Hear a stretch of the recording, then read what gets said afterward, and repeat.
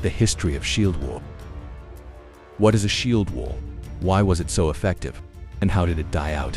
The shield wall was a type of military formation used for centuries in which foot soldiers interlocked their shields to form a strong defensive barrier. It was a crucial tactic in ancient and medieval warfare, providing protection against the common weapons of the time such as swords, arrows, and even catapults. The earliest known use of the shield wall goes back to ancient Mesopotamia, where the Sumerians used a similar tactic in 2700 BC. The Egyptians also employed a form of the shield wall during the reign of Pharaoh Ramesses II in the 13th century BC. However, it was the Greeks who perfected a version called the phalanx, which consisted of heavily armed infantrymen, each with a large round shield made of wood and leather. The phalanx was a key component of the Greek army and played a significant role in their victories at the battles of Marathon, Salamis, and Plataea against the Persians. From there, the tactic spread to other cultures, including the Celts, whose light infantry used a variant known as the chell or seal. But it was in Northern Europe where the shield wall became most widespread, particularly among the Anglo-Saxons, Vikings, and various Germanic tribes. These warriors were typically fierce and disciplined, making them well suited for this type of close-quarter combat. They used large, sturdy shields made of wood and covered in leather or chainmail, which could be interlocked with their neighbors to form an almost impenetrable barrier. Despite its strengths, the shield wall had several weaknesses.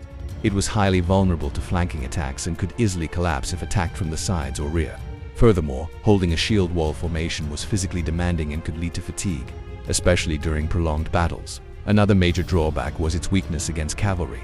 A shield wall was less effective against fast-moving mounted troops, who could easily bypass the formation and cause havoc in the ranks. Despite these weaknesses, the shield wall remained a popular tactic for centuries.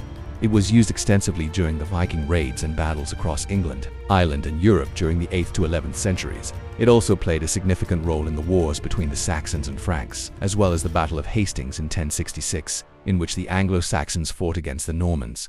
During this battle, the Anglo-Saxon king, Harold Godwinson, famously died after being struck in the eye by an arrow.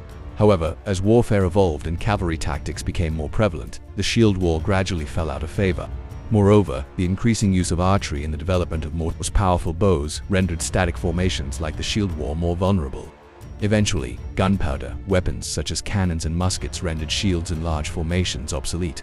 By the late medieval period, armies had become more flexible and professional, and generals realized the importance of adapting to new technologies and tactics. As a result, rigid formations, such as the shield wall, were abandoned in favor of more dynamic and effective strategies. Although the shield wall is no longer used in battle, it continues to be remembered in history, reenactments, and popular culture. The image of the shield wall has come to symbolize unity, strength, and resilience in the face of adversity. So what do you think? Would you stand in a shield wall? Let me know in the comments below. Thank you for watching. Subscribe for more.